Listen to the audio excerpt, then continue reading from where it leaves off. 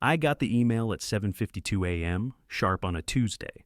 Subject line just said, ASAP HR. No details, no explanation. Just that cold corporate tone you never want to see before your first cup of coffee. I stood up slow, already feeling the heat in my gut. Didn't even finish the email, just shoved my chair back and walked. HR's tucked behind the copy rooms, like they're trying to hide the smell. I pushed the door open, and there he was, Cody Maxwell, early 30s, baby-faced, rocking a tight haircut, and a smug little smile like he was auditioning for a TED Talk. He was in my chair, feet crossed, Mont Blanc pen tapping like he practiced it in front of a mirror. I didn't even sit. Thanks for coming in early, Chuck, he said, like I worked for him. This won't take long. HR rep, Stacy, I think, sat off to the side, hands folded so tight her knuckles were white. Wouldn't look at me. Just stared at the corner of the floor like it owed her money. Cody got right into it. We've been reviewing team alignment in light of our new strategic direction. I stared at him. That stupid pen kept tapping. He kept going. There's been some discussion about redundancy in senior roles, especially those tied to legacy systems. Then he said it. We're going to be letting you go. Effective immediately. That was it. 2 sentences like he was ordering lunch. I didn't ask why, didn't give him the satisfaction. I pulled my laptop from the satchel, dropped it on the table in front of him, and watched him flinch like I'd tossed him a live grenade. He opened his mouth again, probably about to offer me some BS about next steps or transition packages, but I'd already turned. Didn't look at HR, didn't say goodbye. 15 years, blood, sweat, weekends lost. The night I missed my kids' graduation to fix their freight system, gone. Just dust in Cody's little LinkedIn pep talk. I didn't say a word to anyone on the way out. Just walked straight to my office, pulled the drawers open like I was checking boxes. Family photo from Myrtle Beach. Pocket knife my dad gave me when I got hired. That cheap little desk plaque that said, "Don't get even, get ahead." The last one went into my bag face up. Didn't need a box, just my stuff, my history. Security didn't even make eye contact as I left. Probably thought I'd go cry in my car or something. Joke's on them, I didn't go near the parking lot. I headed straight home, peeled off my jacket, and went into the garage. In the back corner, behind 2 broken pool cues and a stack of old license plates, was the file cabinet I hadn't opened since 2011. Combination lock, 6 digits, my daughter's birthday, reversed. I hadn't touched the thing in over a decade, but my hand moved without thinking. Click. Top drawer slid open with that sticky metal scrape. Dust everywhere. Mice hadn't gotten in though, thank God. Inside, beneath the folders and printouts, was the contract. 2 thick pages, yellowed but sharp. I pulled it out like it was gold, and there it was, Clause 9C, tiny font, middle of the second page. All intellectual property developed off-site, using non-company hardware or resources, remains the sole property of the original developer. Any restructuring of executive staff reliant on said property must include developer review and approval if the system is still in live production. I stared at it for a full minute, then laughed. Out loud, they didn't even read it. That system I built in my garage, the one they slapped a new logo on last year and called Maxwell Ops, still mine. They just rebranded the engine and thought that gave them the keys. Idiots. I scanned the full document, saved it as a PDF, then opened the old thumb drive I kept for insurance, the one with the original code packages, timestamps, design logs. I zipped it all and copied it over. Then I sat down at the kitchen table, opened my laptop, and sent 2 emails. One to my lawyer, subject line, contract violation, clause 9C. Attachments included. If they wanted a war, they just picked the wrong vet. While I waited for the replies to roll in, somewhere across town, Ron Maxwell was walking into the office for the first time in 6 weeks, still sore from surgery, wearing compression socks under his loafers. Ron wasn't a screamer, not even back when I saved his ass in 2010 during that warehouse fire mess. Half the Midwest Routing Center was up in smoke, and I rebuilt it with a laptop, a paper map, and no air conditioning. He'd shaken my hand that night like I'd pulled his kid out of the flames. Now, that same kid had just fired me without checking a signed contract. Ron sat down slow, read the clause once, then again. His own name at the bottom, inked and dated. August 12th, 2010. 3 weeks after the fire. He didn't yell, he just picked up his phone, buzzed his assistant, and said, "Get Cody in here." Now? About 10 minutes later, Cody strolled in, high on his own confidence. Navy blazer, no tie, some overpriced coffee in his hand, like this was a pitch meeting. "Hey, Dad," he said, casual. "What's up?" Ron didn't look up. "Chuck Drummond," Cody smirked. "Oh, him. Yeah, I let him go. Redundant role. Part of the lean ops shift we discussed last quarter. We didn't discuss terminating Drummond. Well, technically he was dead weight. Guy was stuck in the past. I mean, come on, pocket knife on his desk?" He chuckled. Ron finally looked up. "Did you read his contract?" Cody blinked. Legal scans, all that, right?" "That's not what I asked." Cody took a long sip of his drink. Ron pulled one of the triplicate copies toward him and slid it across the desk. Cody leaned in, eyes scanning the text. I bet he didn't even know what IP rights stood for until that moment. His smirk dropped. "Wait, this says he owns the code?" Ron stayed quiet. Cody looked up. "So, what do we do?" Ron leaned back, winced a little, probably still healing, and said, "Pray he doesn't push this. And start prepping for fallout." Cody stood there, blinking like he'd been handed a death sentence. "That system's still live," he muttered. Ron nodded. "We renamed it. Didn't replace it. You think he'll sue?" "I think he already started." Cody looked like he wanted to argue, or at least deflect, but he didn't have a leg to stand on, not with that clause staring back at him in black and white. Ron buzzed his assistant again. "Get legal. And call Malcolm from DevOps." Cody stepped back, voice quieter now. "You think Ruth saw this yet?" Ron didn't answer. He didn't have to. By Wednesday morning, the first paper cut landed. A shipment bound for Kansas City vanished, not delayed. Gone. Manifest said it left the yard, but no GPS pings, no arrival scan, no trace. That was the kind of glitch I used to catch before lunch. Now, it just sat in the system like a dead fish. Nobody knew who to call, so they called no one. Just logged it, shrugged, and hoped it'd sort itself out. Friday, fuel routing lit up red. Overcharges across 4 Midwest hubs. Dispatchers were getting fuel readings that made no sense, like they were driving tankers on moonshine. Routing logic had flipped priority codes, bouncing fuel orders out of sync.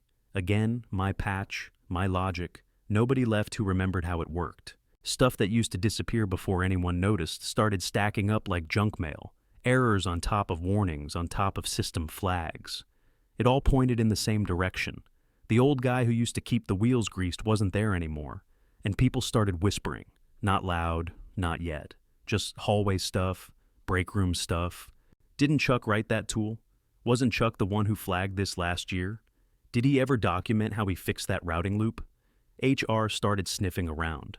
Then legal got curious, not because anyone told them to, but because someone mentioned contract clause in passing, and the office rumor mill spun it into wildfire. Malcolm from DevOps, junior guy, smart, kept his head down, decided to run a system check on Maxwell Ops backend, just poking around. What he found? My name, dozens of times. Function calls, logic trees, even my stupid old init tag.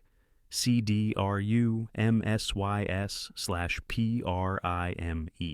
He took screenshots, put them in a zip folder, and sent them straight to legal. Subject line: "Do we owe Chuck royalties?" One of the senior counsel flagged it and wrote back, "Don't send anything else via email." Meeting Monday, Malcolm didn't reply. He just screenshotted that too. By Friday evening, Ron was asking for status reports every 2 hours, and Cody stopped using the break room entirely. He knew. The walls were closing in. My name was floating like smoke through every hallway they had. I wasn't even in the building, and somehow, I was in every conversation. Every failure had a fingerprint, and all of them were mine. Monday morning, 7:42 a.m., I hit send. Subject line: contract breach, clause 9, C, 2, every board member, no CCs, no Cody, no HR, just the people who actually write the checks. I attached everything: full contract, PDF, code samples with timestamp metadata, back-end usage logs showing uptime, IP range activity, system access. All of it tied directly to the platform they renamed Maxwell Ops. I even highlighted every spot in the logs where my original tag showed up. CDRUM-SYS/PRIME. Didn't add a single line of commentary, just let the files speak. By 8:15, the replies started rolling in. Ruth Fielder. We need to talk. Soon. Manning. Board. VP. When are you available today? My office or yours? Carla Ortega, audit chair. Did legal sign off on the termination? Unclear on approvals. Then came the auto forwards. Legal got looped in by 3 different directors before 9 a.m. Not questions, not rumors. Now it was real. Contract pulled. Clause 9C reviewed. My name printed out in full-size Arial font and underlined. They canceled Cody's webinar at 10 sharp. No notice, no backup speaker. Just a dead Zoom link and a meeting room door that never opened. By noon, legal had booked 3 conference rooms. I knew the pattern. Internal audit wasn't investigating if something had gone wrong. They were now figuring out how bad it was. Turns out, it was bad. Audit pulled system reports going back 18 months, found that nearly 70% of active operations, routing, logistics timing, even driver preference logic, were still running off my original codebase. Not copied, not rewritten, just rebranded. They'd kept everything I built. Just slapped a new label on it and told Cody he'd streamlined legacy systems. Worse, or better, depending how you look at it, the termination violated IP terms and kicked in a clause that required retroactive equity compensation if the system stayed live more than 30 days post-developer separation. They hadn't even made it 72 hours. Legal marked it high risk and tagged an external counsel before end of day. I didn't hear from Cody, not directly, but I heard his assistant called in, sick, and his Slack account hadn't been active all day. Ron didn't show up to the exec call either. I figured he already knew what was coming. This wasn't just an HR screw-up anymore. It was theft, plain and simple. And now it was in writing. Cody finally figured out the board was meeting without him around 9:40 a.m. He stormed up to the 12th floor like he still owned it, phone in one hand, Bluetooth mic in his ear, talking like he had backup. He walked in just as they were closing the doors. Nobody stopped to greet him. Nobody held the door. He reached for the handle, and Ruth Fielder, gray suit, calm as a glacier, pulled it shut in his face. Click. Locked. He stood there for a second, still holding his phone, like someone might come back and explain. No one did. That's when he tried calling me. Twice. Didn't even feel like picking up. I let it ring out both times. A minute later, he got my old auto reply. Currently unavailable. Try someone who didn't call me outdated. I heard from Malcolm what happened next. Cody blew straight down to dev ops. Didn't knock, didn't ask, just barged in while Malcolm was mid-sprint, planning with the team. You still got Chuck's tags in that code? He barked. Malcolm blinked. Yeah, that's the whole back end. Why? I want it scrubbed. Every tag, every file, every trace. You hear me? He doesn't own anything if his name's not on it. Malcolm hit record on his phone while pretending to minimize a window. Sir, that's not how IP works. Also, legal said, legal works for me, Cody snapped. Or at least they used to. Malcolm didn't argue, just kept recording. Let the guy dig his own grave. That file hit HR before lunch. By 4 p.m., it was in legal's hands. They didn't fire Cody, not yet. But his keycard got downgraded quietly. No access to floors above 6. His calendar got wiped. Staff meeting got postponed indefinitely. Writing was on the wall. That night, around 8:30, I heard tires crunching in my driveway. Looked out the window and saw Ron Maxwell stepping out of his car, folder in hand, face like he'd aged 20 years in 20 days. He didn't knock right away, just stood there for a second. Then he rang the bell like it hurt. I opened the door and didn't say anything. Just waited. I never should have let him near the throne, he said. I nodded toward the kitchen. Come in. You want to fix this or cry about it? He followed me in without a word. I slid a folder across the table.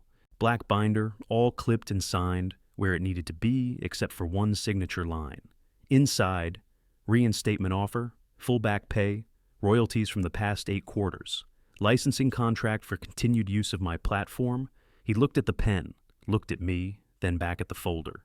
Sign it, I said, or I walk it straight to Carrington. They already cleared a budget, and they read their damn contracts. He didn't argue, just picked up the pen. Next morning, I was already in the boardroom by 7:55, sat at the far end of the table, hands folded, flash drive in my coat pocket, not smug, not nervous, just done. The doors swung open at 8:01 sharp, and in walked Cody like he still ran the damn building, blazer tight, hair slicked, fake smile locked and loaded. He gave a quick nod to the room, straightened his cuffs, and said, "Glad we're all here." Nobody responded. Ruth Fielder didn't even look up. She opened her folder and said flatly, "Clause 9C confirms breach. Mr. Maxwell, you authorized termination without contract review." Cody blinked, still playing cool. "Okay, look, I get it. This got out of hand. We could have just..." Legal cut him off. "Our review confirms Mr. Drummond's system still powers 70% of live ops. Rebranded or not, it's his code. Stripping attribution now would constitute willful IP violation." He chuckled once. Weak. "Can we be real for a second? We're all on the same team here." I reached into my coat and slid the flash drive across the table. "Play it," I said. They plugged it into the conference screen. Live demo rolled. Real-time freight tracking, dynamic reroutes, fuel-opt logic, all built on my architecture. At the bottom of the dashboard, in bold gray text, powered by C. Drummond IP. CFO leaned in. 3 vendors are threatening breach of contract claims. They weren't told about third-party IP. Nobody said a word. Then Ruth closed her folder. Motion on the table to formally recognize breach of Clause 9C and compensate Mr. Drummond accordingly. All in favor? Hands went up around the table. I shook my head. Already took Carrington's offer. License agreement signed. Full autonomy. No Maxwell's... Cody opened his mouth. I didn't let him finish. "Whoever replaces me, change the passwords." I wouldn't trust his inbox. Then I stood, buttoned my jacket, and walked. Not to win, just to finish.